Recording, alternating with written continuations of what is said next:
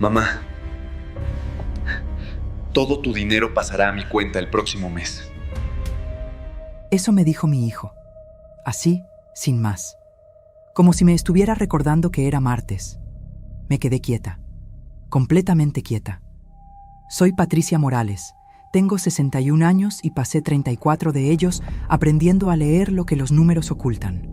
Sé exactamente qué significa cuando alguien empieza a mover el dinero de otros sin permiso. Lo vi en cientos de casos. Lo documenté. Lo denuncié. Y esa noche, mientras mi hijo hablaba, algo en mí se activó como un interruptor que llevaba años apagado. En 24 días, él recibiría una visita que no esperaba. Una visita que lo dejaría sin palabras. Pero antes de contarte lo que pasó esa noche, necesitas saber quién soy yo. Y lo que yo le di a ese hombre, que hoy se llama mi hijo. Eran las 7:14 de la noche del jueves 11 de enero cuando sonó mi teléfono. La cocina olía a canela y a pan de elote que yo había hecho esa tarde. La luz amarilla de la lámpara del comedor iluminaba la mesa donde había puesto mi taza de té. Todo estaba quieto. Todo olía a hogar. Pero cuando vi el nombre de Rodrigo en la pantalla, sentí algo frío recorriendo mis brazos. Una señal. Como cuando uno sabe, antes de abrir la puerta, que del otro lado no hay nada bueno. Contesté. Mamá, necesito que hablemos de algo importante. Su voz era diferente. No era la voz de mi hijo pidiendo consejo. Era la voz de alguien que ya había tomado una decisión y solo estaba cumpliendo el trámite de avisarme. Todo tu dinero pasará a mi cuenta el próximo mes. Es lo más conveniente para todos. Ya lo hablé con Valeria. Silencio. Afuera, un perro ladraba a lo lejos. Adentro, el té se enfriaba solo en la taza. Mis manos no temblaron. Mi voz no se quebró. En 34 años de carrera, aprendí que los momentos más peligrosos son exactamente los que parecen más tranquilos. Entiendo, le dije, y colgué. Pero antes de contarte lo que hice después de esa llamada, necesitas entender quién es Patricia Morales. No la Patricia que llora sola en la cocina. La otra. La que nadie vio venir. Nací en Guadalajara, la tercera de 5 hijos. Mi padre trabajaba en una fábrica de calzado y mi madre lavaba ropa ajena los fines de semana para que los 5 pudiéramos comer. Desde los 9 años aprendí que el dinero no se regala, que el sacrificio tiene nombre y apellido y que la dignidad no se negocia aunque el estómago esté vacío. Estudié contabilidad en la universidad pública, becada, comiendo con lo justo, tomando 2 camiones para llegar al salón de clases. Cuando me gradué, en diciembre de 1985, mi madre me abrazó llorando. Era la primera profesionista de la familia. Me casé con Ernesto a los 28 años. Fue un buen hombre durante mucho tiempo. Trabajador, callado, honrado. Tuvimos a Rodrigo en 1989. Un parto largo, complicado. El médico dijo que no habría más hijos. Lo abracé en esa cuna de hospital y le prometí en silencio todo lo que tenía, todo lo que era, todo lo que sería. Pero antes de que te cuente cómo llegué hasta esa llamada del 6 de marzo, quiero pedirte algo. Si estás escuchando esta historia desde algún lugar del mundo, déjame saber que llegué hasta allá. Escribe en los comentarios desde qué ciudad me estás escuchando. Y si aún no estás suscrito al canal, hazlo ahora, porque esta historia apenas comienza y lo que viene después me costó 61 años de vida entender. Rodrigo creció siendo un niño serio, inteligente. Sacaba buenas calificaciones sin que yo tuviera que perseguirlo. Le gustaba el fútbol y los libros de historia. Cuando cumplió 15 años, le regalé un reloj de plata que había sido de mi padre. Él lo perdió 3 semanas después, pero nunca me lo dijo. Lo supe años más tarde, por accidente. Esa fue la primera señal que no supe leer. Ernesto y yo nos separamos cuando Rodrigo tenía 17 años. Fue una separación silenciosa, sin peleas grandes, sin gritos. Solo el cansancio acumulado de 2 personas que dejaron de verse. Yo me quedé con la casa. Ernesto se fue a Monterrey. Siguió mandando dinero para Rodrigo hasta que él cumplió 21, y luego el contacto se fue apagando como una vela al final de la noche. Fui madre y padre. Fui la que revisaba las tareas y la que reparaba la lavadora. Fui la que trabajaba 8 horas y llegaba a casa a preparar la cena. Fui la que firmaba las boletas, la que iba a las juntas, la que ahorraba en enero para pagar la colegiatura de agosto. Cuando Rodrigo entró a la universidad, yo pedí un préstamo. Cuando Rodrigo quiso estudiar un semestre en el extranjero, yo vendí el coche.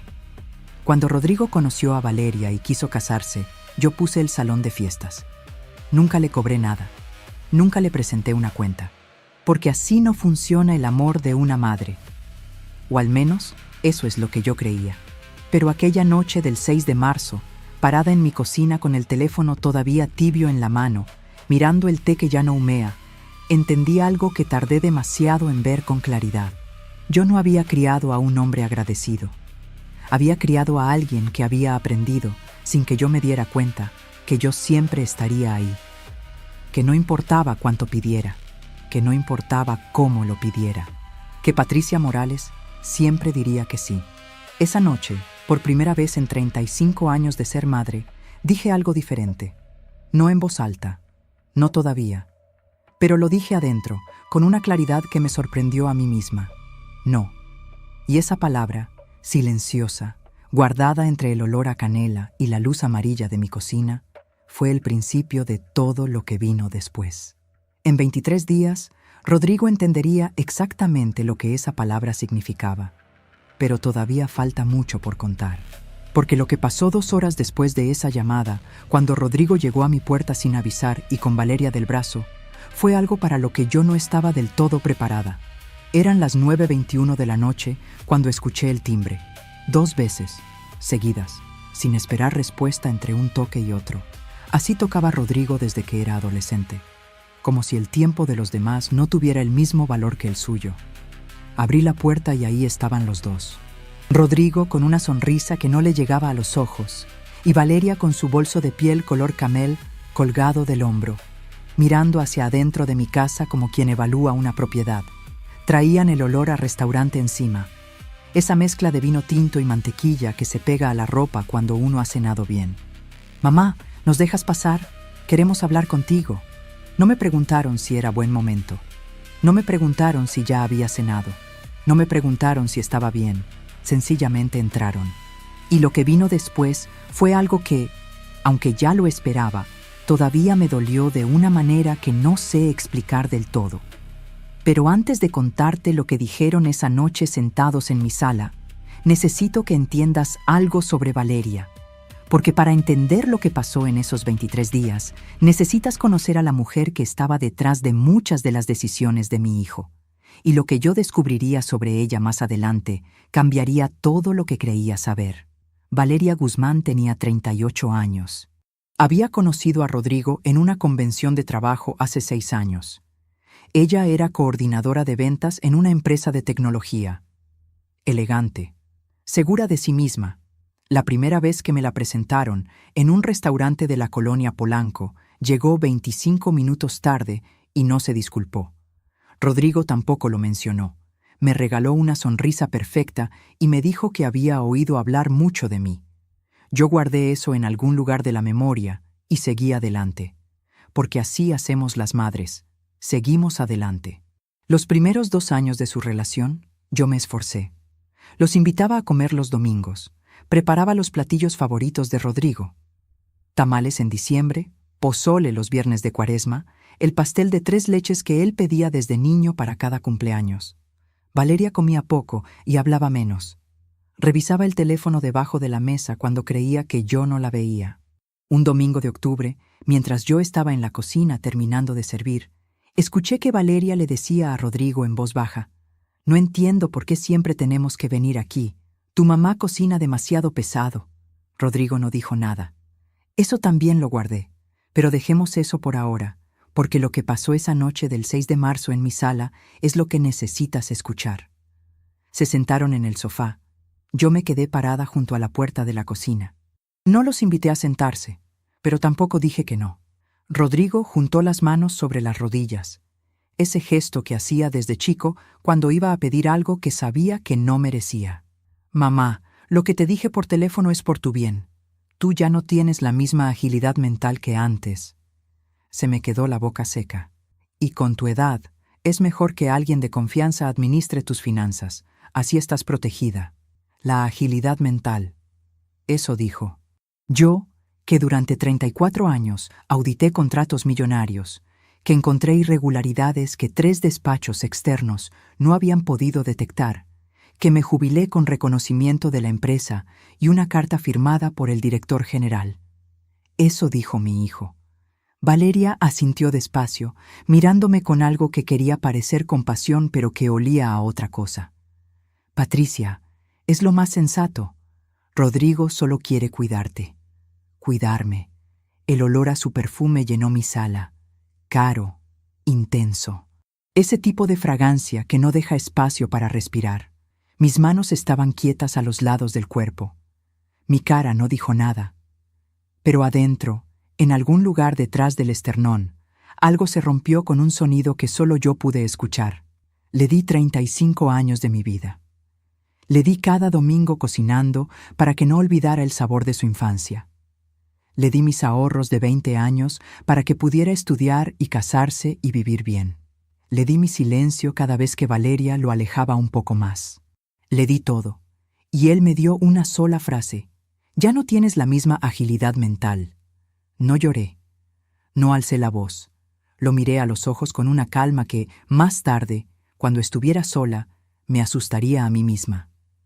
Voy a pensarlo, les dije. Y eso fue todo.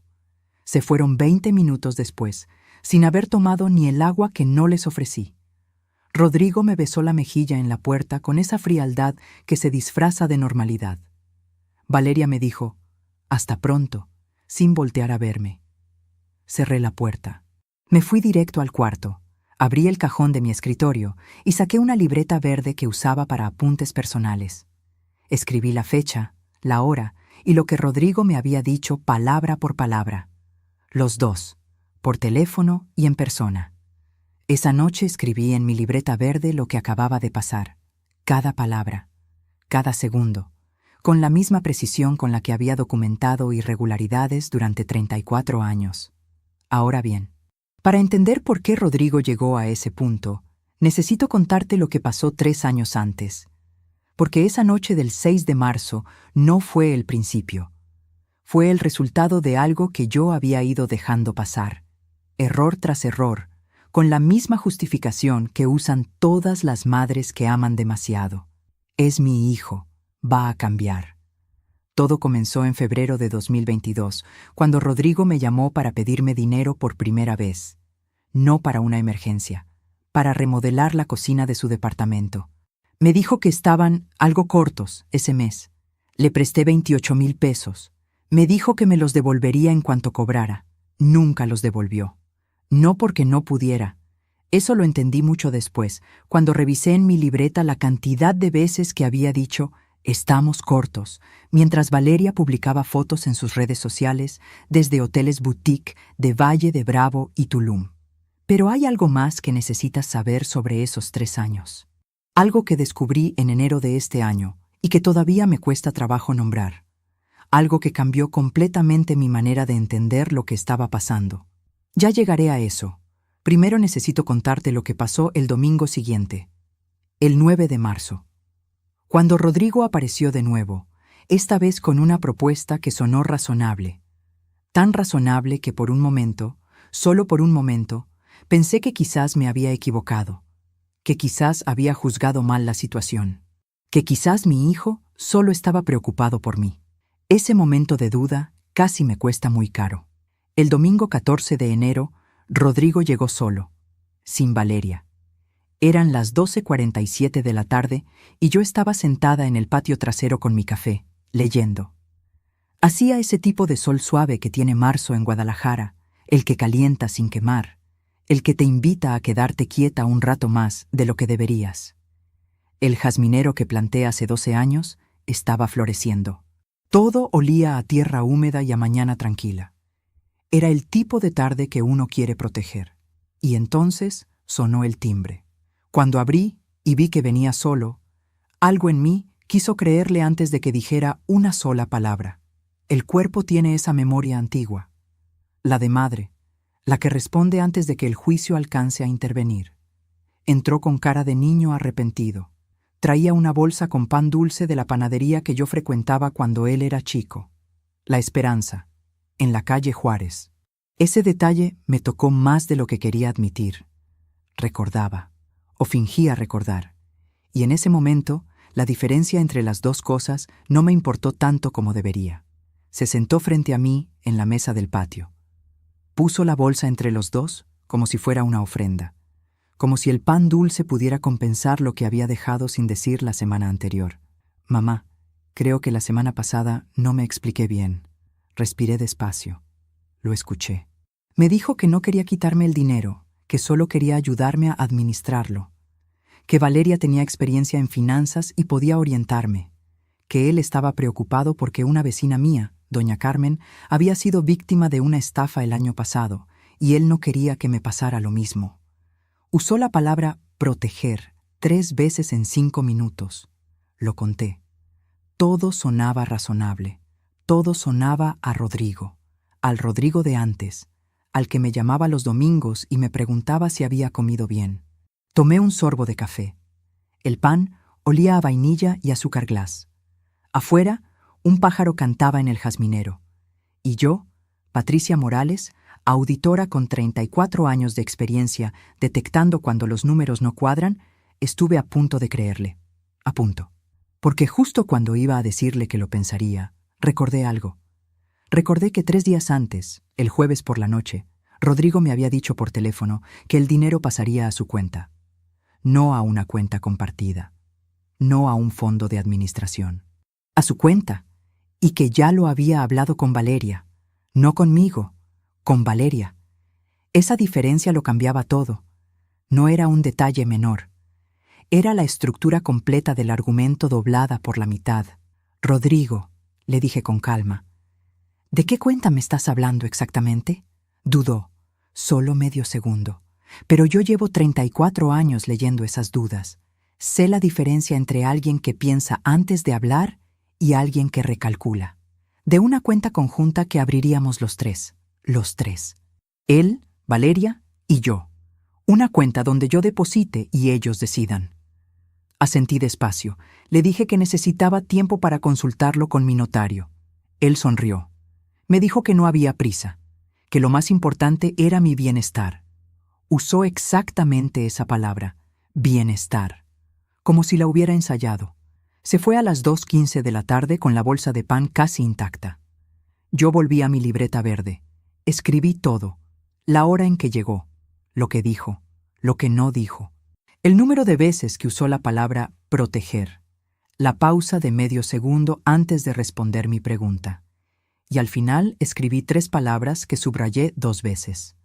Cuenta conjunta. Ellos. Solo faltaban 21 días para que Rodrigo entendiera que había cometido un error muy costoso. Ahora bien, para que entiendas cómo llegamos hasta aquí, necesito llevarte 3 años atrás, porque la historia de esa bolsa de pan y esa sonrisa tranquila no empezó el 6 de marzo. Empezó mucho antes, en un momento que yo elegí no ver, o que no quise ver, que no es lo mismo, pero duele igual. Era el Día de las Madres de 2022, el 10 de mayo, un martes. Llevaba semanas esperando ese día. No por el regalo, que a esta altura de la vida ya no es lo que importa, sino por la llamada, por la costumbre de tantos años. Rodrigo siempre llamaba antes del mediodía, siempre, incluso cuando vivía lejos, incluso cuando había peleamos, incluso cuando el mundo se lo impedía. Esa llamada era un acuerdo silencioso entre los dos. Ese día esperé hasta las 3:40 de la tarde. Nada. Le marqué yo. Entró el buzón de voz. Le mandé un mensaje. Lo vi en leído a las 4:12 de la tarde. Me contestó a las 6:51 de la noche con un audio de 40 segundos donde me decía que había tenido un día muy ocupado, que me quería mucho y que el fin de semana me llevarían a comer. El fin de semana no llamaron. Yo guardé eso también. En la memoria, no en la libreta. Todavía no tenía la libreta. Todavía no había llegado a ese punto. ¿Sabes qué fue lo peor? Que yo le encontré justificación. Me dije que era el trabajo, que Valeria también tenía familia, que los jóvenes de hoy viven a otro ritmo. Me dije todo lo que uno se dice cuando no quiere mirar de frente lo que está viendo. Construí una historia alternativa con materiales que yo misma fabriqué, y me la creí. Pero hay algo que no te he contado todavía.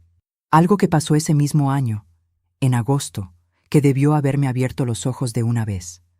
Algo que involucra a mi hermana Consuelo y a una conversación que tuve con ella en su cocina una tarde de lluvia, cuando los dos nos quedamos sin paraguas y sin excusas para no hablar. Consuelo siempre fue más directa que yo, menos paciente con las cosas que no cuadran.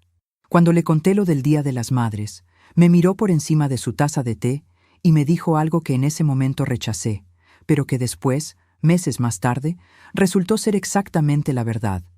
Una de esas cosas que uno escucha y no quiere recibir, que rebotan en el pecho y se guardan solas, sin permiso, hasta que el tiempo les da razón. Ya llegaré a lo que me dijo. Primero necesito contarte lo que pasó en septiembre de 2022, porque ahí está la segunda señal que ignoré. Y esta fue más grande, más visible. De esas que uno no puede decir que no vio, porque la luz estaba encendida y los ojos abiertos. Rodrigo me llamó un martes a las 11:20 de la mañana. Me dijo que necesitaba 45,000 pesos con urgencia, que había un problema con la hipoteca del departamento, que si no pagaban ese viernes les bloqueaban la cuenta. Su voz sonaba tensa, apurada, calculadamente apurada, aunque en ese momento yo no tenía esa palabra disponible. Yo sentí el apretón de siempre en el pecho, ese apretón que tienen las madres cuando su hijo está en problemas, el que anula todo lo demás. Le transferí el dinero esa misma tarde. 4 días después, Valeria publicó en sus redes una foto desde un hotel en Los Cabos. Sábanas blancas, vista al mar, una copa de vino en la orilla de la cama. El pie de foto decía, merecido descanso. Yo vi esa foto a las 9:03 de la noche del sábado.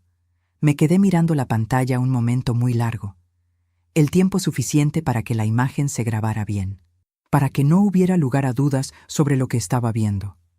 Luego la cerré, puse el teléfono boca abajo sobre la mesa y me fui a dormir sin decirle nada a nadie. Hoy sé que eso fue un error, pero en ese entonces todavía me decía que quizás el dinero del hotel era de Valeria, que quizás ella tenía ahorros propios, que quizás yo estaba malinterpretando, que quizás. Y mientras yo me convencía de todos esos quizás, Rodrigo aprendía algo sobre mí que yo misma no había terminado de aprender. Que Patricia Morales no hace preguntas incómodas. Que Patricia Morales da y calla. Que Patricia Morales siempre va a estar ahí. Pero lo que ninguno de los dos sabía todavía, ni Rodrigo ni Valeria, era que en enero de este año yo había encontrado algo guardado en un correo electrónico que Rodrigo olvidó cerrar en mi computadora una tarde que vino a visitar. Una de esas visitas cortas, de las que duran menos que el café. Se fue deprisa y dejó la sesión abierta.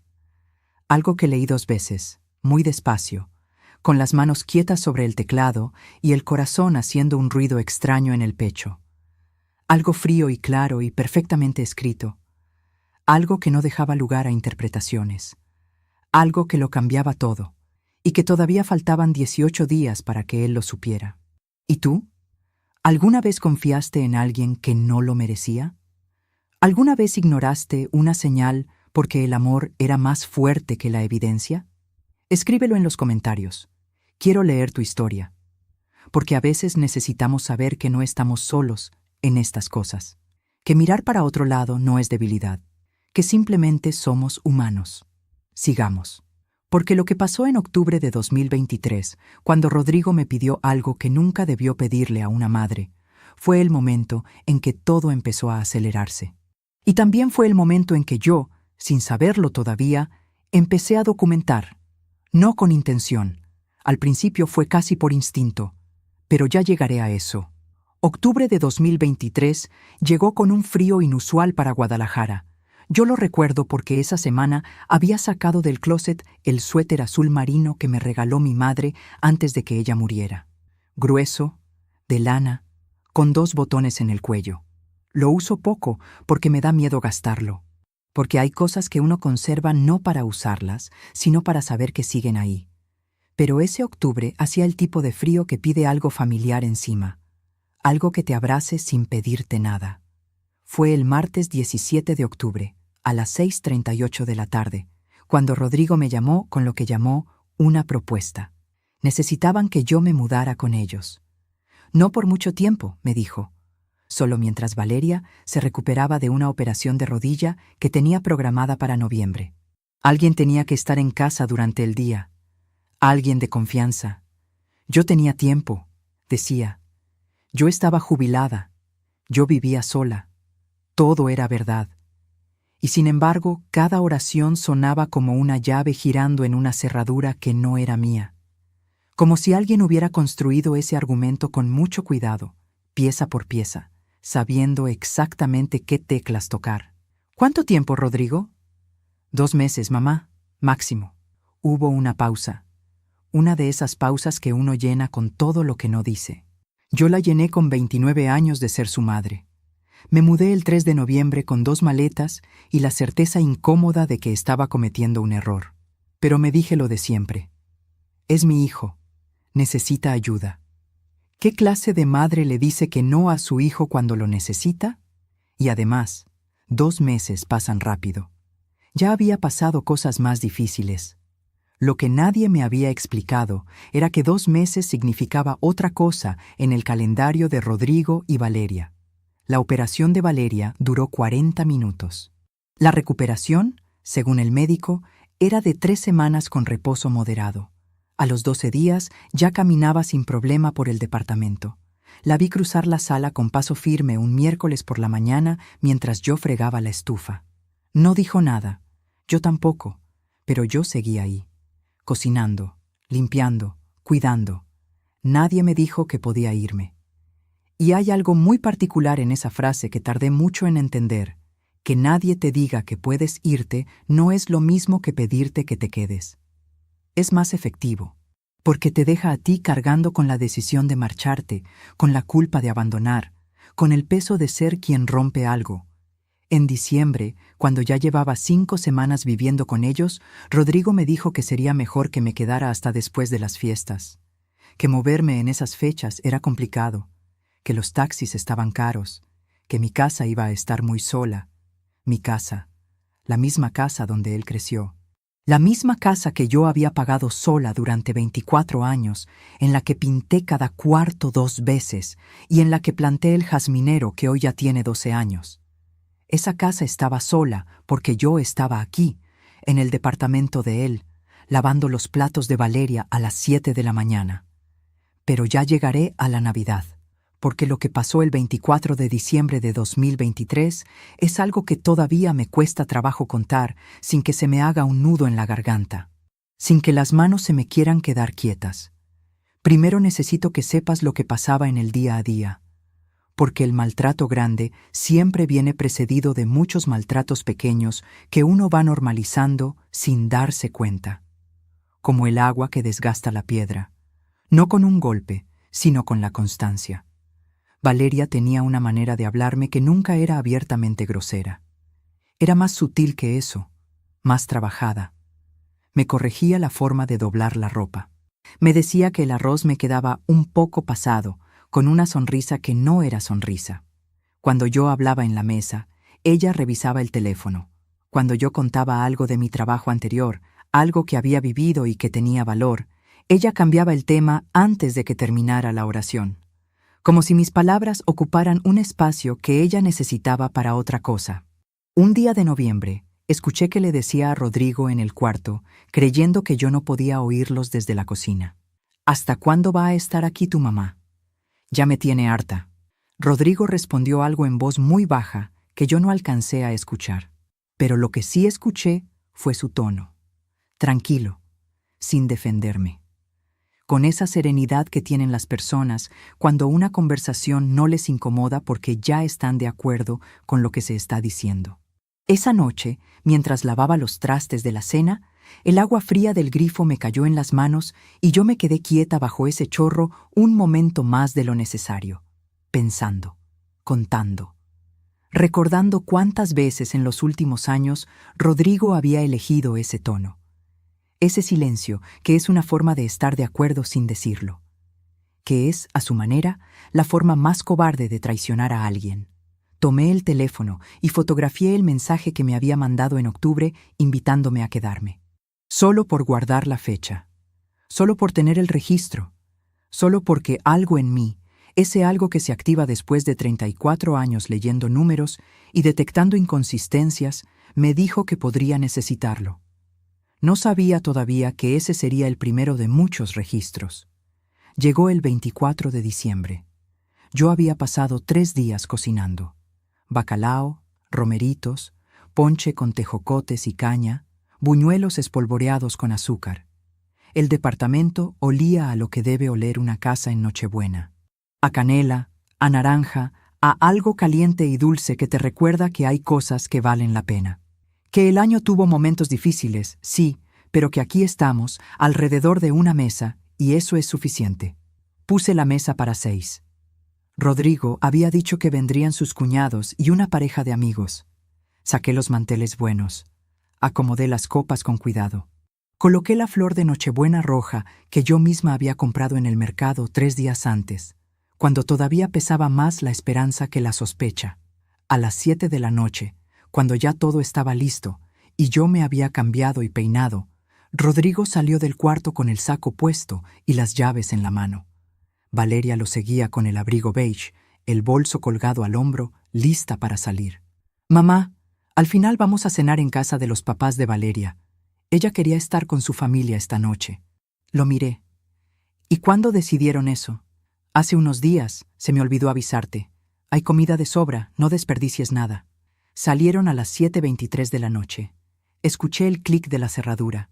Después el silencio. Uno de esos silencios que no son vacíos sino presencia. El departamento entero respirando alrededor de una mesa puesta para personas que no iban a llegar. Yo me quedé parada en la cocina con el delantal puesto, mirando los 6 platos. Las 6 copas. El bacalao en su cazuela. Los romeritos humeando todavía.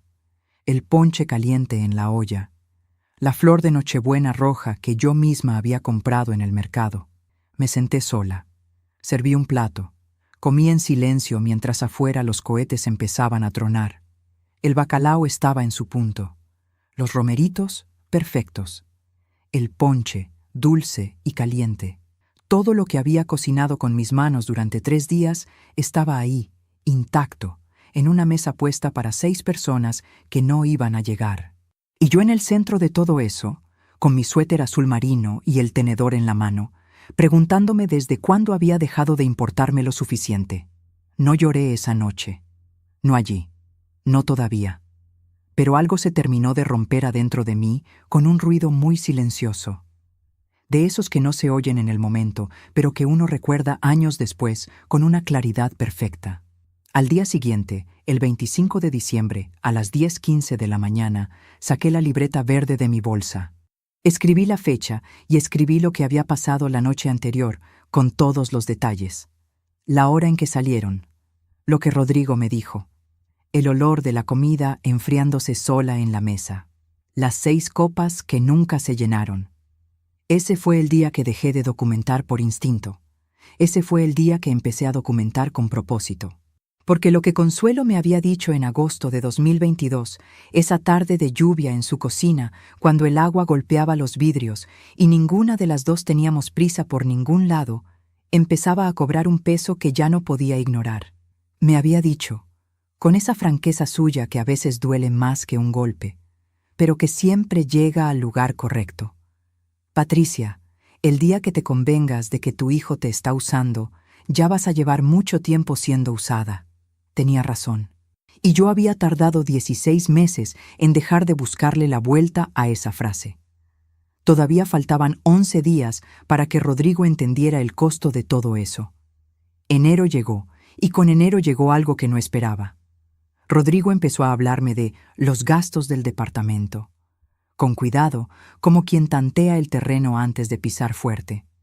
Me dijo que la luz había subido, que el mantenimiento del edificio había aumentado, que entre todo se sentía el peso. Lo dijo así. se siente el peso. Yo que llevaba 2 meses y medio cocinando, limpiando, haciendo el mandado, cuidando la casa de lunes a domingo sin recibir un solo peso. Yo que había dejado mi casa sola, mis plantas, mi rutina, mi paz, mis mañanas tranquilas con el café en el patio. Yo que me había despertado a las 6 de la mañana cada día para tener el desayuno listo antes de que ellos salieran, que había fregado y barrido y ordenado y cocinado sin que nadie lo pidiera, porque nadie necesita pedir lo que da por sentado. Yo era el peso. No lo dijo con esas palabras. Nunca lo dicen con esas palabras, pero lo dijo. Y una semana después, el 14 de enero a las 8:47 de la noche, fue cuando Rodrigo me dijo por primera vez que quizás era mejor que yo contribuyera con los gastos del departamento mientras seguía viviendo con ellos. Usó esa palabra, contribuyera, como si yo fuera una inquilina reciente y no su madre. Como si los 3 meses de trabajo invisible no contaran como contribución. Me quedé completamente quieta. Lo miré a los ojos con una calma que a mí misma me sorprendió. La calma de las personas que ya tomaron una decisión, aunque todavía no la hayan dicho en voz alta. Voy a pensarlo, le dije. Esa fue la última vez que dije esa frase, porque esa noche, cuando ellos se fueron a dormir, me senté en la oscuridad de la sala con mi libreta verde y una linterna pequeña que guardo en la bolsa desde hace años, por costumbre, por si acaso, y empecé a sumar. Todos los préstamos sin devolver, con fecha y monto. Todos los meses de trabajo doméstico no pagado, calculados a precio de mercado, como lo haría cualquier profesional de servicios del hogar. Todas las fechas importantes que habían ignorado. Todo lo que había fotografiado. Todo lo que había guardado. Cada registro, cada mensaje, cada recibo que había archivado casi sin proponérmelo. El número que me salió esa noche me dejó sin respiración. Me quedé mirándolo un momento largo. Luego, lo encerré en un círculo con la pluma. Lo subrayé. Lo dejé ahí, solo en la página, para que no hubiera duda de lo que representaba. Y todavía ni siquiera había llegado a lo más importante. Lo que había encontrado en mi computadora en enero, en ese correo que Rodrigo olvidó cerrar una tarde de visita corta, de esas en las que uno llega con prisa y se va con más prisa todavía. Eso lo descubrí 4 días después. Y cuando lo leí, entendí que ya no estaba lidiando con un hijo descuidado. Estaba lidiando con algo que había sido planeado, con fechas, con nombres, con montos, con mi nombre escrito en un lugar donde yo nunca lo había puesto. El 18 de enero, un sábado, Rodrigo y Valeria salieron a hacer compras poco después del mediodía. Antes de irse, Rodrigo había usado mi computadora para revisar algo. Me dijo que la suya estaba actualizándose y que era urgente. Le dije que sí, como siempre. Se sentó 10 minutos en el escritorio de la habitación que me habían asignado. Tecleó algo y cuando lo llamaron para salir, se levantó rápido y se fue sin cerrar la sesión. Yo entré al cuarto 20 minutos después a buscar un libro. La pantalla seguía encendida.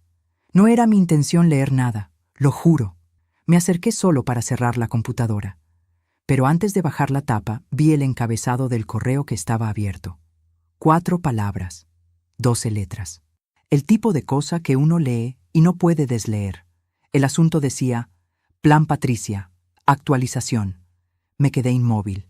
El remitente era Valeria. Había sido enviado 4 meses antes, en septiembre de 2023, un mes antes de que Rodrigo me llamara con la propuesta de mudarme con ellos. Un mes antes de la llamada a las 6:38 de la tarde, de la voz calculada, de las 2 maletas y la certeza incómoda. Lo leí una vez, lo leí 2 veces. Luego tomé mi teléfono y lo fotografié completo, pantalla por pantalla, sin mover un solo músculo de la cara, con la misma precisión con la que durante 34 años había documentado irregularidades en columnas de números. Después cerré la computadora. Fui a la cocina. Me serví un vaso de agua. Me lo tomé despacio, mirando por la ventana los coches estacionados en la calle de abajo. Un perro cruzó la banqueta. Un niño pasó en bicicleta. El mundo afuera seguía siendo completamente normal.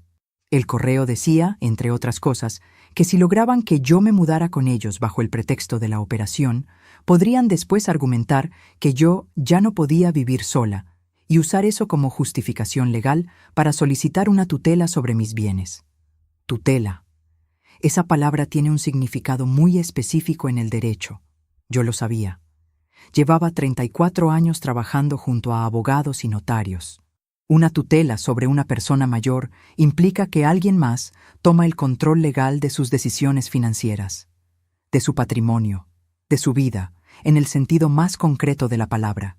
Ellos no querían administrar mi dinero, querían quitármelo, y llevaban meses construyendo el escenario para hacerlo, paso a paso, con paciencia, con la frialdad de quien planea algo a largo plazo porque sabe que el tiempo le conviene. Respiré. Una vez, 2 veces.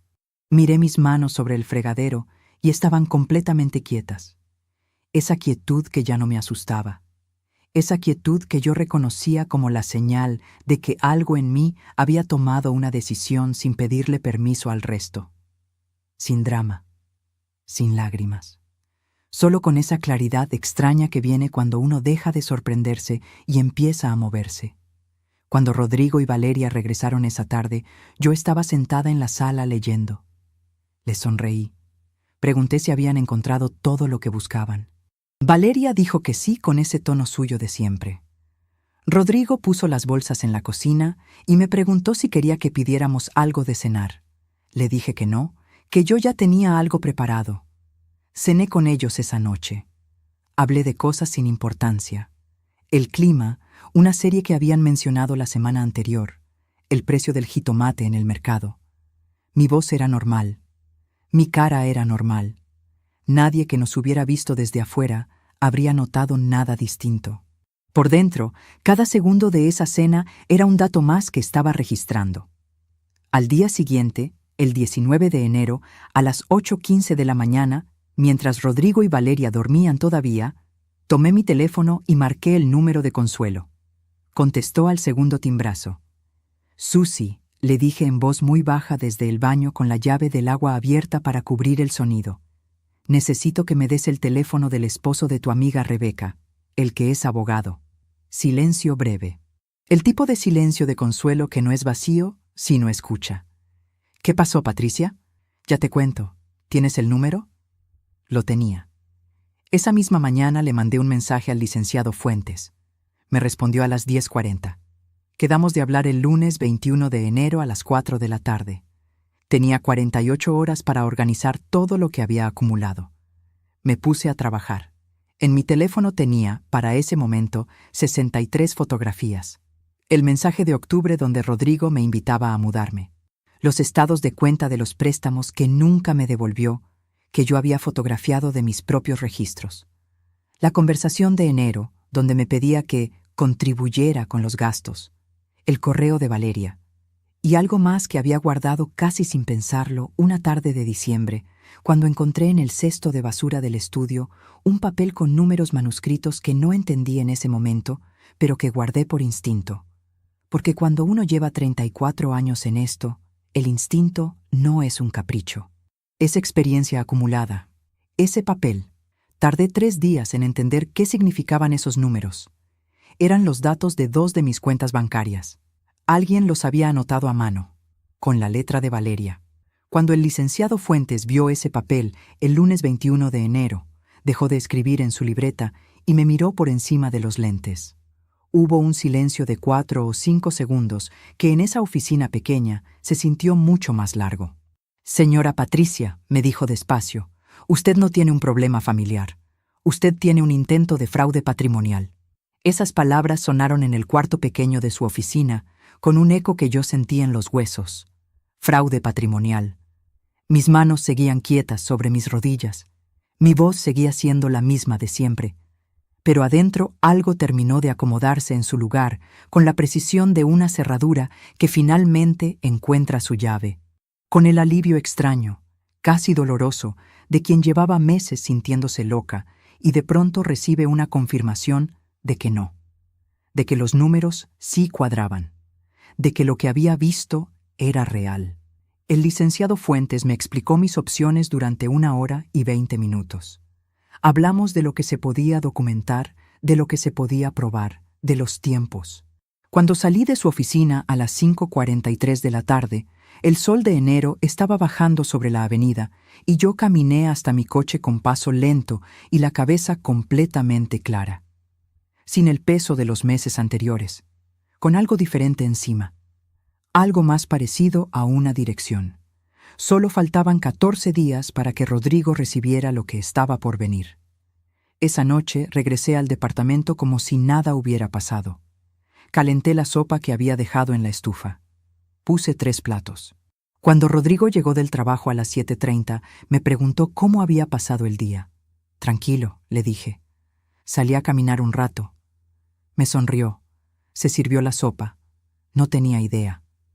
Los días siguientes fueron los más extraños de mi vida. Vivía en esa casa como siempre, cocinando, limpiando, respondiendo cuando me hablaban. Seguía siendo la misma Patricia de siempre desde afuera, pero algo había cambiado de una manera que nadie podía ver desde afuera. Yo ya no era la Patricia que esperaba. Era la Patricia que actuaba, que tenía un abogado, que tenía 63 fotografías, que sabía exactamente lo que estaba haciendo. Y mientras actuaba, seguía documentando. El 24 de enero escuché otra conversación que no debí escuchar, o que quizás sí debí escuchar, porque lo que Rodrigo le dijo a Valeria esa noche en el cuarto confirmó algo que el licenciado Fuentes me había preguntado en la reunión y que yo no había podido responderle con seguridad. Rodrigo sabía exactamente cuánto dinero tenía yo en mis cuentas. Lo mencionó con una cifra tan precisa que me heló la sangre. Una cifra que yo nunca le había dado, que no estaba en ningún documento que él pudiera haber visto por medios normales, que no aparece en conversaciones ni en papeles sueltos, ni en ningún lugar al que alguien pudiera llegar por accidente. Solo estaba en mis estados de cuenta bancarios, los mismos estados de cuenta que yo guardaba en el cajón del escritorio de la habitación donde me habían instalado, el cajón que yo nunca había cerrado con llave porque en mi propia casa nunca había necesitado hacerlo, porque uno no le pone llave a las cosas en su propio hogar, porque uno no aprende a desconfiar dentro de las paredes donde se supone que está seguro. Al día siguiente, 25 de enero, a las 7:03 de la mañana, le mandé un mensaje al licenciado Fuentes con la información nueva. Su respuesta llegó 22 minutos después. Decía: «Esto acelera los tiempos. Podemos movernos antes de lo que pensábamos. ¿Está lista?». Me quedé mirando esa pregunta en la pantalla del teléfono. 4 palabras que de pronto pesaban todo lo que pesan los años, y las decisiones, y las cosas que no tienen vuelta atrás. ¿Estaba lista? Pensé en mi madre lavando ropa ajena los fines de semana. Pensé en los 2 camiones que tomaba para llegar a la universidad. Pensé en la cuna de hospital donde le prometí todo a un niño que todavía no sabía hablar. Pensé en el jazminero que llevaba 12 años creciendo en mi patio sin que nadie lo cuidara estos meses. Escribí una sola palabra: sí. Y en ese momento, desde algún lugar del mundo, me pregunto si tú también estás escuchando esto. Escribe el nombre de tu ciudad en los comentarios. Quiero saber hasta dónde están llegando estas palabras. Porque lo que viene ahora, lo que pasó en los siguientes días, es algo que cambió mi vida de una manera que todavía me toma tiempo comprender del todo. Solo faltaban 10 días. Y Rodrigo, en ese momento, estaba en la sala viendo televisión sin la menor idea de lo que se estaba acercando. El 27 de enero, un lunes, Rodrigo llegó a casa a las 7:52 de la noche con una energía distinta. Traía una bolsa de una tienda departamental. Cara, de esas con el logotipo en dorado sobre fondo negro. La puso sobre la mesa del comedor sin decir nada y se fue directo al cuarto a cambiarse. Valeria abrió la bolsa con esa naturalidad suya. Sacó una bufanda de cashmere color vino, se la enrolló en el cuello frente al espejo del pasillo y dijo, casi para sí misma, perfecta. Yo estaba en la cocina terminando de lavar los trastes del Sena. Mis manos seguían fregando. Esa semana Rodrigo me había dicho, el miércoles anterior, que no podían darme ningún gasto porque el mes había estado muy apretado. Me lo dijo mientras yo ponía el mandado sobre la barra de la cocina. el mandado que yo había pagado de mi propio dinero, como todos los lunes desde que llegué a vivir con ellos. Bufanda de cashmere. Mes muy apretado. Archivé eso también. Porque para el 27 de enero yo ya no guardaba solo fechas y palabras en mi libreta verde.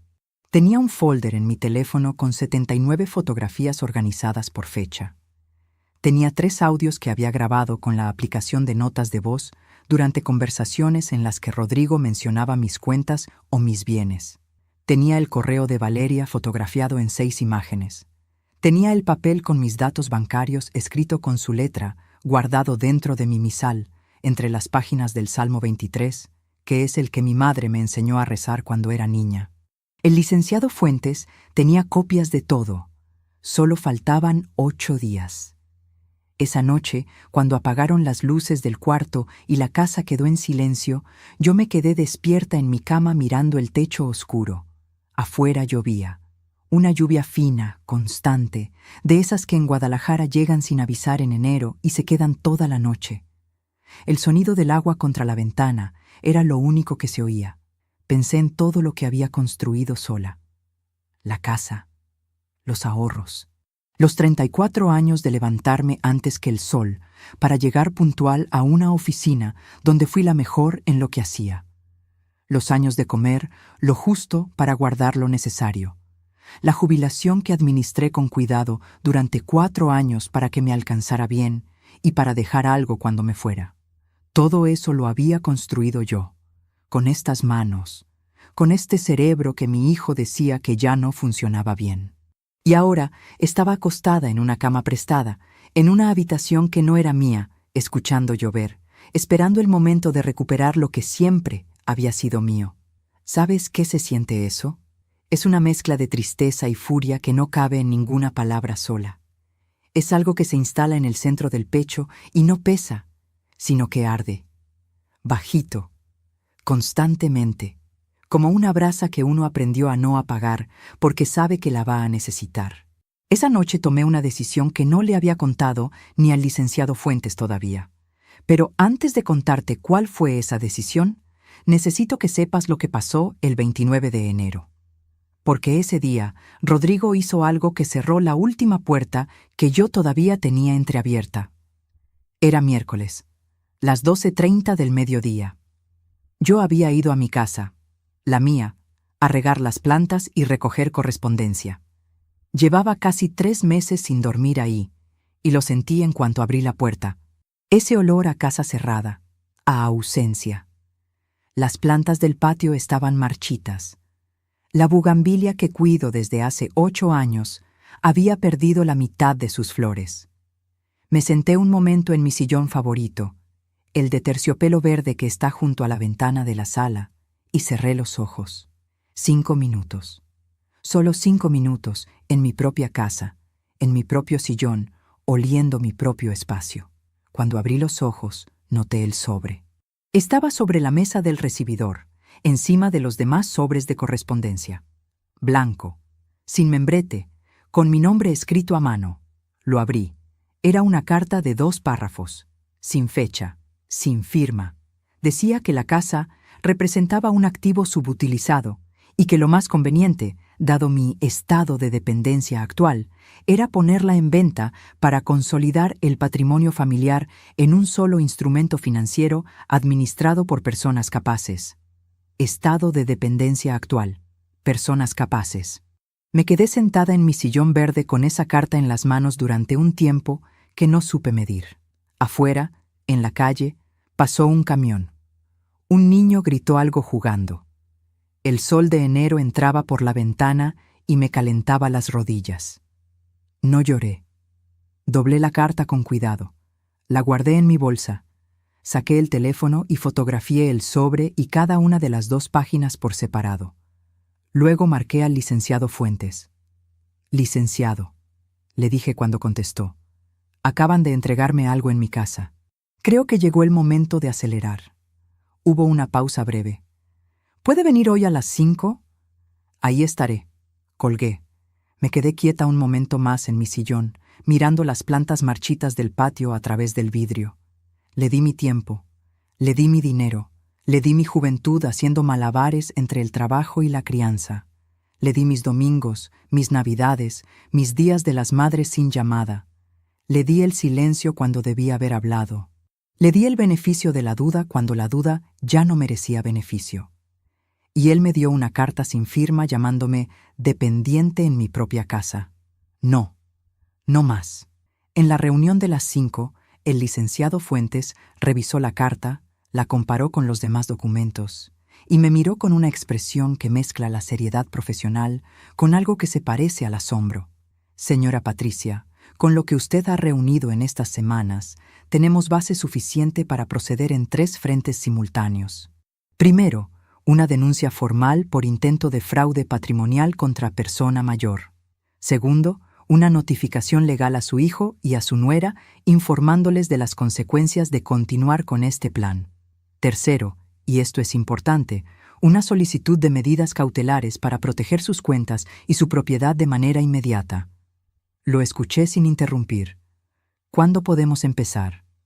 El proceso formal lo iniciamos el 4 de febrero, dijo.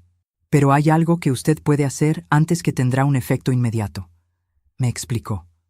Asentí. Salí de esa oficina a las 6:48 de la tarde con un plan que cabía en 3 pasos. 3 pasos claros, legales, documentados, que no dependían de gritos ni de súplicas ni de escenas que yo nunca había sido capaz de protagonizar. Solo faltaban 5 días. Esa noche regresé al departamento de Rodrigo por última vez como habitante de ese espacio. Cené con ellos. Respondí lo que me preguntaron.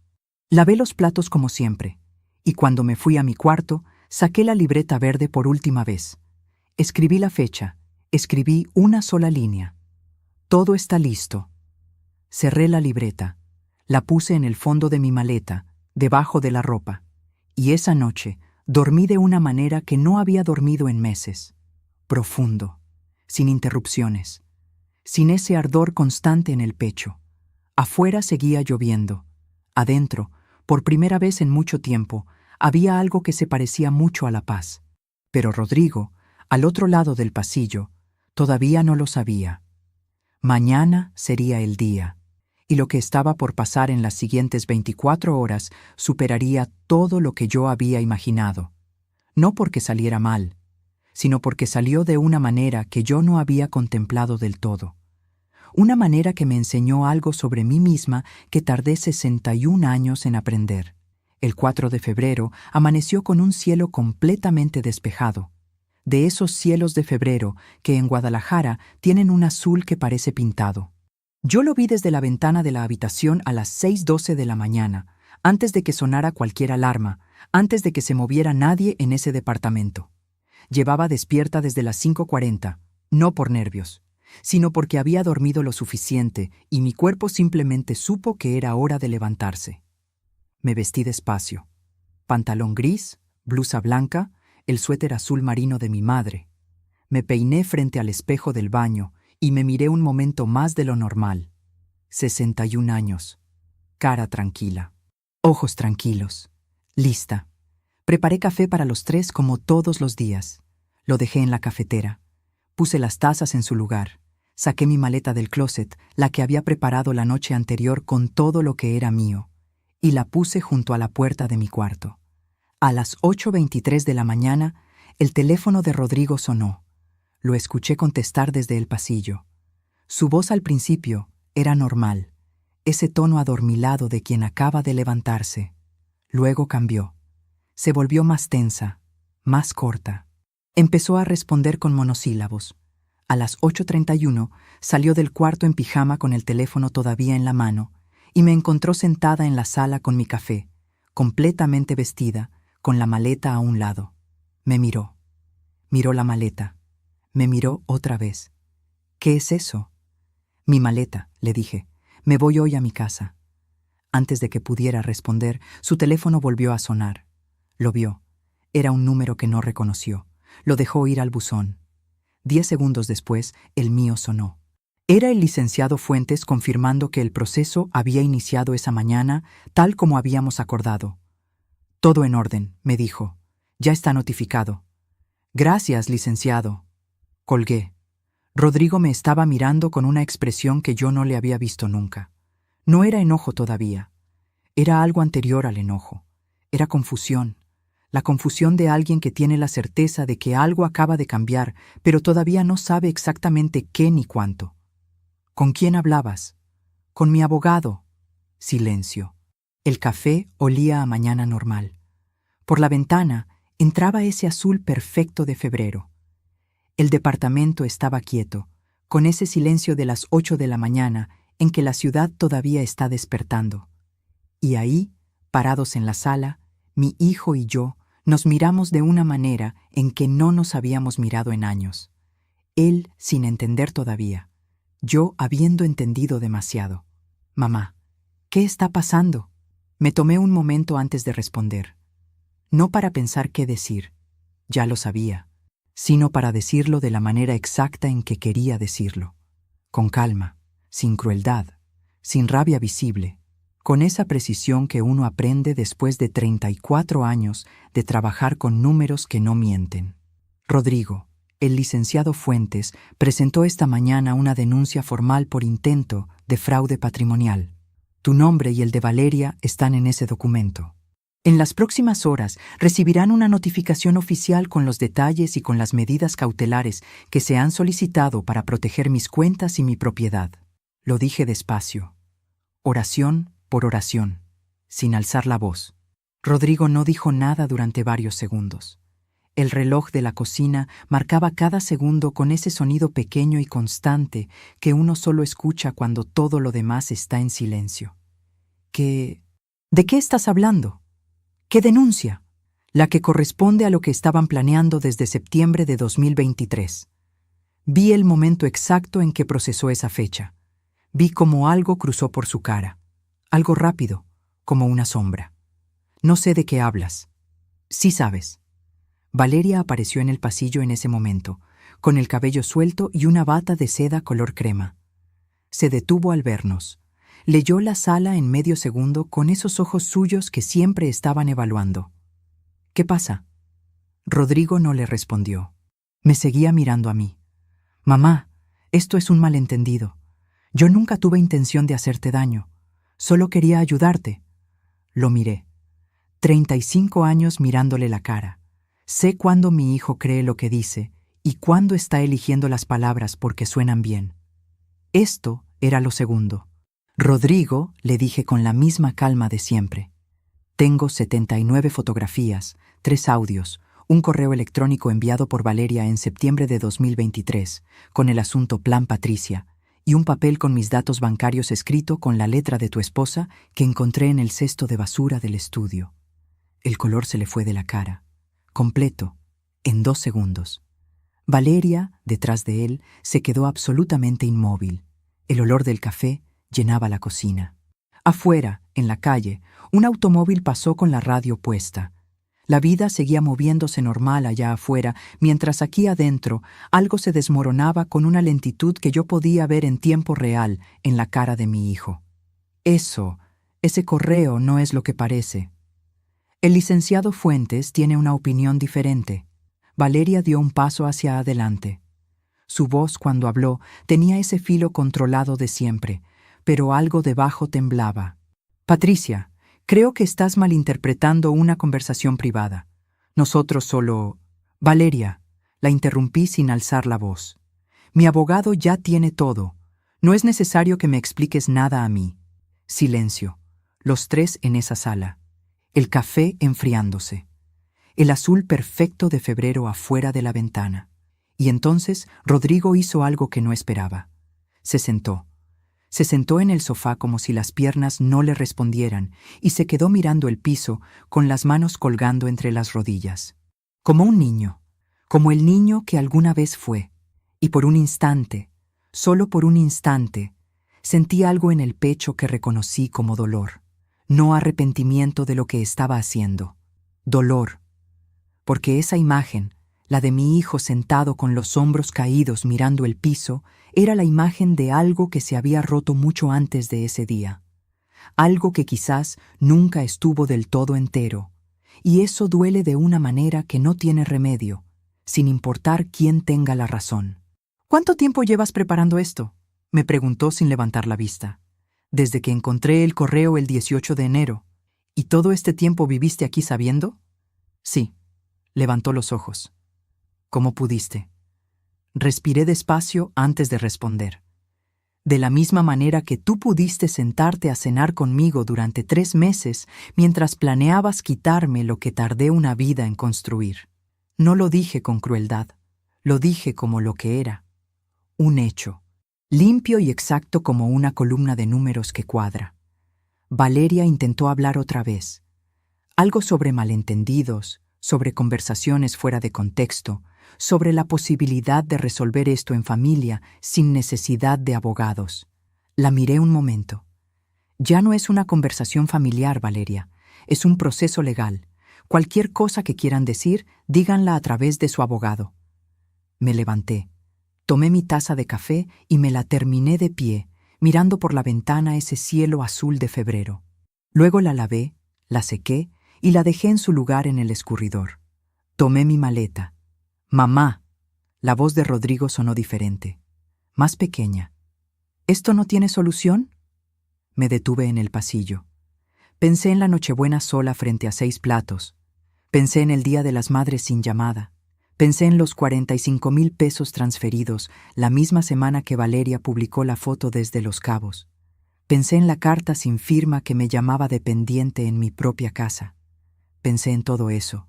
Y luego pensé en algo más. Algo que todavía no le había contado a nadie. Algo que el licenciado Fuentes tampoco sabía. Una decisión que había tomado sola, 3 noches antes, en el silencio de esa habitación prestada. Una decisión que cambiaría el resultado de todo esto de una manera que Rodrigo no podía imaginar todavía. Pero antes de contarte cuál fue esa decisión, necesito preguntarte algo. Tú que me has escuchado hasta aquí, tú que sabes todo lo que yo viví en esos meses, tú que conoces cada fotografía, cada fecha, cada silencio que guardé cuando debí haber hablado. ¿Qué habrías hecho tú en ese momento? ¿Habrías seguido adelante con todo? ¿O habrías encontrado otra salida? Escríbelo en los comentarios. De verdad quiero saberlo, porque yo tomé una decisión esa mañana que todavía hoy me pregunto si fue la correcta. Y lo que pasó después me demostró que a veces la respuesta más difícil es también la más honesta. Me volteé a ver a Rodrigo. «Eso depende de ti», le dije. Y salí. El aire de febrero me golpeó en la cara cuando salí del edificio. Frío, limpio, con ese olor a mañana temprana que tienen las calles antes de que la ciudad termine de despertar. Caminé hasta mi coche con la maleta en la mano y la espalda derecha. No apresuré el paso, no miré hacia atrás. Subí, cerré la puerta. Y ahí, sola por primera vez en muchas horas, en el interior quieto de mi coche con las manos sobre el volante, me permití cerrar los ojos 30 segundos. Solo 30 segundos. No lloré. No todavía. Solo respiré. 1 vez, 2, 3. Sintiendo el frío del volante en las palmas, el olor a cuero del asiento, el silencio completo de ese momento que era solo mío. Luego abrí los ojos, arranqué el motor y manejé hacia mi casa. Cuando abrí la puerta de mi casa, ese 4 de febrero, a las 9:15 de la mañana, lo primero que hice fue abrir todas las ventanas. Dejé que entrara el aire, que entrara la luz. Fui al patio y miré la bugambilia que había perdido flores durante mi ausencia. Estaba maltratada pero viva, con esa terquedad silenciosa que tienen las plantas que sobreviven solas. La entendí de una manera nueva. Calenté agua, me hice otro café, me senté en mi sillón verde junto a la ventana, y por primera vez en 3 meses, el silencio de mi propia casa no pesaba, descansaba, pero la mañana no había terminado. A las 11:40, el licenciado Fuentes me llamó para confirmar que la notificación formal había sido entregada en el domicilio de Rodrigo, que las medidas cautelares sobre mis cuentas estaban activas desde las 9 de la mañana, que nadie, bajo ninguna circunstancia, podía mover un solo peso de lo mío sin mi autorización expresa y sin pasar por un proceso legal que los dejaría completamente expuestos. ¿Cómo respondieron cuando recibieron la notificación?, Le pregunté. El receptor, que fue su nuera, firmó el acuse sin decir nada. El notificador me reportó que cerró la puerta inmediatamente después. Me imaginé esa escena. Valeria frente a la puerta, el papel en la mano, la cara que debió haber puesto. No sentí satisfacción, sentí algo más sobrio que eso, algo que se parece a cuando uno termina de cuadrar una auditoría muy larga y complicada. No alegría, certeza. Licenciado, necesito contarle algo que no le he dicho todavía. Adelante. Le hablé de la decisión que había tomado 3 noches antes en la habitación prestada, la que nadie más sabía, la que había estado guardando porque necesitaba estar segura antes de decirla en voz alta. Hubo un silencio breve al otro lado. ¿Está segura de eso, señora Patricia? Completamente. Otro silencio. Es usted una mujer extraordinaria, dijo finalmente. No, soy una madre, que aprendió tarde, pero aprendió. Colgué. Los días siguientes fueron extraños de una manera que no esperaba. Yo pensaba que una vez en mi casa, una vez con el proceso iniciado, sentiría algo grande. Alivio, quizás. O la euforia silenciosa de quien finalmente dice basta. Pero lo que sentí fue más parecido al cansancio honesto de alguien que acaba de terminar un trabajo muy largo. Y debajo del cansancio, algo que tardé 2 días en identificar. Tristeza. No por lo que había hecho, sino por lo que había tenido que hacer. Por los años que habían hecho necesario que llegáramos hasta aquí. Por el hijo que yo había imaginado y el hombre en que se había convertido. Esa tristeza no tiene culpable claro, o tiene demasiados. Y cargarla sola en mi sillón verde esos primeros días fue la parte más difícil de todo. El 7 de febrero, un viernes, Rodrigo me llamó. Lo dejé sonar. El 8 de febrero me mandó un mensaje.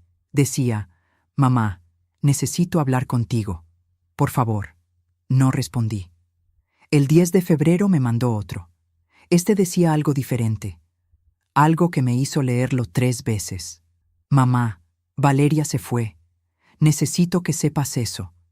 Y necesito que sepas que lo que hicimos estuvo mal. No tengo cómo justificarlo». Me quedé mirando ese mensaje un tiempo largo. Sin Valeria. Pensé en cuántas decisiones de los últimos años habían tenido la voz de ella detrás. Cuántas conversaciones, cuántas distancias, cuántos «ya lo hablé con Valeria» antes de hablar conmigo. Y ahora Valeria se había ido. No le respondí ese día, ni el siguiente, pero guardé el mensaje. El 14 de febrero, 10 días después de haber salido del departamento, el licenciado Fuentes me citó en su oficina para la siguiente fase del proceso. Le pedí que esperara. Le dije que había algo que quería intentar primero. Le expliqué. Me escuchó en silencio. «Tiene 2 semanas para intentarlo», me dijo. «Después de eso, el proceso sigue con o sin acuerdo. 2 semanas es suficiente». Esa tarde le dije a Rodrigo que podíamos vernos, que viniera a mi casa, solo él, sin abogados, sin Valeria, sin intermediarios, solo los dos, como debió haber sido siempre. Llegó el 15 de febrero a las 4 de la tarde. Tocó el timbre una sola vez. Esperó. Abrí la puerta y lo vi. Estaba más delgado. Tenía ojeras. Traía una chamarra que yo le había regalado hace 4 años, azul marino, que nunca le había visto poner. No sé si fue consciente o no, pero lo noté. Entró. Se sentó en la misma mesa donde había cenado solo de niño cuando yo llegaba tarde del trabajo, donde había hecho tareas, donde había aprendido a hablar de adulto. No trajo nada. No trajo pan dulce. No trajo gestos calculados. Trajo solo su cara cansada y sus manos juntas sobre la mesa. Bien. Eso era lo único que necesitaba ver. Me senté frente a él. Puse sobre la mesa la libreta verde, sin abrirla. Solo ahí, entre los dos, como lo que era, el registro de todo. Rodrigo la miró. Bajó los ojos. «¿Cuánto tiempo llevas escribiendo en esa libreta?» «Desde la noche que viniste con Valeria a decirme que ya no tenía agilidad mental». Apretó los labios. «Mamá, déjame hablar primero». Me miró. Respiré. Le dije todo lo que no había dicho en años. No con gritos, no con lágrimas, con esa precisión que uno aprende cuando lleva una vida entera poniendo las cosas en su lugar exacto. Le dije lo que sentí la Nochebuena sola frente a 12 platos. Le dije lo que pensé el Día de las Madres, esperando una llamada que nunca llegó. Le dije lo que viví cada mañana levantándome a las 6 de la mañana en una casa que no era mía para servir a 2 personas que me trataban como parte del inventario. Le dije lo del correo de Valeria. Le dije lo del papel con mis datos bancarios. Le dije lo de la carta sin firma. Y lo miré a los ojos durante todo el tiempo que hablé, porque yo necesitaba que no hubiera forma de no escucharme, que no hubiera pantalla que revisar ni tema que cambiar, solo mi voz y su cara y la verdad entera entre nosotros. Cuando terminé, el cuarto estaba completamente en silencio. Rodrigo tenía los ojos húmedos. No lloró todavía. Apretaba los labios con esa fuerza de quien está sosteniendo algo desde adentro. Habló despacio. Me dijo que Valeria había llegado a su vida en un momento en que él se sentía pequeño, que ella era segura, exitosa, decidida, que él había empezado a ver el mundo con los ojos de ella sin darse cuenta, que el plan del correo había sido idea de Valeria y que él lo había permitido porque había llegado a un punto en que ya no distinguía entre lo que él pensaba y lo que ella le hacía pensar. Eso no es una justificación, me dijo. Lo sé, solo quiero que entiendas cómo llegué hasta allá. Lo escuché. No lo interrumpí. Cuando terminó, hubo un silencio que ninguno de los dos apuró. Afuera, en el patio, el jazminero movía sus ramas con el viento. El sol de las 5 de la tarde entraba horizontal por la ventana y partía la mesa en 2 mitades de luz y sombra. ¿Qué quieres que pase ahora, mamá? Abrí la libreta verde. Saqué el papel que había preparado la noche anterior. Lo puse sobre la mesa y lo empujé hacia él. Lo leyó. Levantó la vista. ¿Esto es lo que quieres? Sí. Era un acuerdo escrito a mano, sin lenguaje legal, sin términos complicados. 3 puntos. Primero, la devolución documentada y en plazos acordados de todo el dinero que nunca me había regresado desde 2022. Segundo, su firma ante notario reconociendo que mis bienes son míos y que ninguna decisión sobre ellos puede tomarse sin mi consentimiento expreso.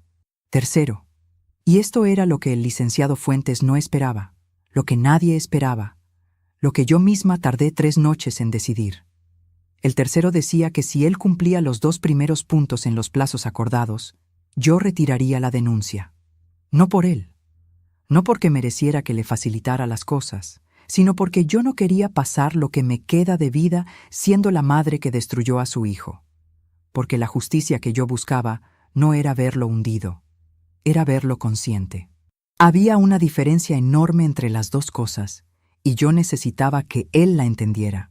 Rodrigo leyó el papel 2 veces, lo dobló con cuidado, se lo puso en el bolsillo de la chamarra azul marino. Dame 48 horas para hablar con un abogado y revisar esto bien. Tienes hasta el 17. Se levantó. Se quedó parado junto a la silla un momento, como si hubiera algo más que decir y no encontrara cómo. Mamá, lo miré. Lo que hice no tiene nombre. No, le dije. Tiene nombre. Se llama traición. Y los 2 sabemos cómo se llama. Lo importante ahora es lo que decides hacer con eso. Asintió despacio. Caminó hacia la puerta. La abrí. El aire de febrero entró frío y limpio. Antes de salir se detuvo en el umbral y me miró de una manera en que no me había mirado desde que era muy chico. Sin cálculo, sin agenda. Solo él y yo, y todos los años que había entre nosotros. ¿Crees que algún día puedas perdonarme? Me tomé mi tiempo. No lo sé todavía, Rodrigo, pero estoy dispuesta a averiguarlo. Salió. Cerré la puerta. Me apoyé en ella un momento con la espalda, en el recibidor silencioso de mi casa, y cerré los ojos. El jazminero olía desde el patio. La luz de la tarde pintaba el pasillo de naranja suave. Y yo, Patricia Morales, 61 años, auditora jubilada, madre de un hombre que casi me destruyó y que quizás todavía puede construirse de nuevo, me quedé quieta en ese umbral, respirando el olor de mi propia casa, y por primera vez en mucho tiempo no sentí que me faltaba nada. El 17 de febrero, Rodrigo firmó el acuerdo ante el licenciado Fuentes. Llegó puntual, solo, con un abogado joven que lo acompañó en silencio y que no objetó ninguno de los 3 puntos. El proceso duró 40 minutos. Se firmaron 4 copias. El licenciado Fuentes guardó 2. Rodrigo se llevó una. Yo me llevé la otra y la puse dentro de mi misal, junto al Salmo 23, en el mismo lugar donde había guardado el papel, con mis datos bancarios, escrito con la letra de Valeria. 2 papeles muy distintos, en el mismo lugar. Eso también me dijo algo sobre cómo funciona la vida. Cuando salimos a la calle, Rodrigo y yo nos quedamos parados un momento en la banqueta sin saber exactamente qué decirse.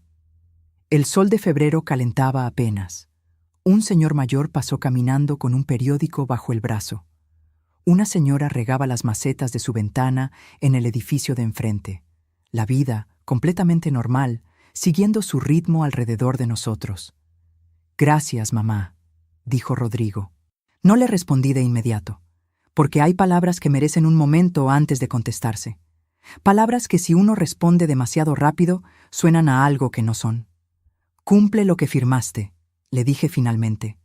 «Eso es lo que necesito de ti ahora». Asintió. Nos despedimos sin abrazo, sin lágrimas, con una distancia entre los dos que era honesta, que no fingía que las cosas estaban bien cuando todavía no lo estaban. Y esa honestidad, esa distancia real que ninguno de los dos intentó acortar artificialmente, fue lo primero verdadero que pasó entre nosotros en mucho tiempo. Caminé hasta mi coche, arranqué, y en esa misma tarde, en lugar de ir directo a casa, manejé hasta el panteón donde está enterrada mi madre. No voy seguido, no porque no la extrañe, sino porque cuando voy necesito tener algo que contarle. No quiero ir solo a estar triste. Quiero ir a hablar con ella de verdad. Ese día tenía mucho que contarle. Me senté en la banca de piedra que está junto a su tumba, bajo el árbol de pirul que alguien plantó hace años y que ya da sombra generosa. El panteón estaba casi vacío a esa hora. Olía a tierra, a flores viejas, a ese silencio particular que tienen los lugares donde el tiempo parece moverse diferente. Le conté todo. Le conté lo de Rodrigo, lo de Valeria, lo de los 79 meses de libreta verde, lo del licenciado Fuentes, lo de la mañana del 4 de febrero con mi maleta en la mano y el cielo azul de Guadalajara afuera de la ventana. Le conté lo del acuerdo. Le conté que había elegido darle una salida a mi hijo en lugar de hundirlo, y le pregunté si había hecho bien. El árbol de pirul movió sus ramas con el viento. Eso lo tomé como un sí. Mi madre era una mujer que lavó ropa ajena los fines de semana y nunca se quejó. Que nos dio de comer con lo que había sin que ninguno de nosotros supiéramos alguna vez que faltaba algo. Que cuando yo llegué llorando a su casa el día que Ernesto y yo nos separamos, no me dijo qué hacer. Solo me hizo un té, se sentó frente a mí y me dijo: «Patricia, una mujer que sabe lo que vale no necesita que nadie más se lo confirme». Tardé mucho en entender eso del todo. Pero ese 17 de febrero, sentada bajo el árbol de pirul, creo que finalmente lo entendí. Hoy han pasado varias semanas desde esa tarde en el panteón. Rodrigo ha cumplido los plazos del acuerdo con puntualidad. No hemos hablado mucho, pero cuando hablamos, algo es diferente. Más pequeño, quizás, más cuidadoso, como cuando uno aprende que ciertos objetos son frágiles y empieza a tomarlos con más cuidado que antes. No sé si eso es el principio de algo o solo el final ordenado de otra cosa. Todavía no lo sé. Y estoy aprendiendo a estar bien con no saber todavía. Valeria no ha vuelto a aparecer. No sé dónde está ni qué está haciendo y honestamente no lo necesito saber. Hay personas que entran a la vida de uno como entró ella a la de Rodrigo. Y cuando se van, lo único sensato es dejarlas irse sin mirar demasiado hacia atrás. Mi casa huele a café y a jazminero. La bugambilia del patio ya recuperó sus flores. Todas. Con esa terquedad que yo le envidio un poco y que me alegra mucho. Salgo a caminar todas las mañanas por el parque que está a 3 cuadras. Retomé el grupo de lectura que había abandonado cuando me fui a vivir con Rodrigo. Volví a ver a Consuelo los martes por la tarde. Estoy aprendiendo a hacer cerámica en un taller que encontré por casualidad. o por lo que a veces uno llama casualidad cuando en realidad es que por fin tienes tiempo para ver lo que siempre estuvo ahí. Me estoy conociendo de nuevo, o quizás me estoy conociendo por primera vez. Porque hay algo que nadie te explica cuando eres madre joven y estás tan ocupada dando que no te queda tiempo para nada más. Nadie te dice que el amor que uno entrega sin medida es hermoso y necesario, pero que también puede convertirse, si uno no pone atención, en la trampa más gentil del mundo. Esa en la que uno entra con los brazos abiertos y de la que cuesta décadas salir. Yo le di todo lo que tenía a mi hijo. Lo crié con lo que me enseñó mi madre. Lo crié con sacrificio y con fe. Lo crié convencida de que el amor suficiente produce gratitud automática. Y me equivoqué. No en quererlo. En creer que querer sin límites era lo mismo que querer bien. Amar bien, aprendí, también significa decir no. También significa no borrarse. También significa recordarle a los demás, con hechos y no solo con palabras, que uno tiene un nombre, una historia y un valor que no se negocia. Eso nadie me lo enseñó. O me lo enseñaron y yo elegí no aprenderlo hasta que el costo de no saberlo se volvió demasiado alto. Pero esto es lo que sí sé ahora, con 61 años, con mi libreta verde guardada en el cajón y mi bugambilia florecida en el patio. Sé que la dignidad no es algo que nos dan, es algo que uno decide sostener incluso cuando cuesta, especialmente cuando cuesta. Que el respeto que no se gana libremente no vale la pena exigirlo con lágrimas. Que hay momentos en la vida en que la decisión más amorosa que uno puede tomar es también la más difícil. Y que esa dificultad no la hace menos correcta. Sé que la sangre no garantiza el respeto. Sé que ser madre es el trabajo más grande que hice en mi vida y también el que más me costó aprender a hacer con límites. Y sé, sobre todo, que nunca es tarde para empezar a ser uno mismo de verdad, ni a los 61 años, ni después de décadas de darse, ni después de una traición que dolió como pocas cosas han dolido. Nunca es tarde. Esa mañana del 6 de marzo, hace ya algunos meses, me quedé parada en mi cocina con el teléfono en la mano y el té enfriándose en la taza. Y me dije en silencio, por primera vez, una sola palabra. No. Hoy esa misma cocina huele a canela y a pan de elote. Mi taza de té está caliente. Y Patricia Morales, finalmente, está en paz.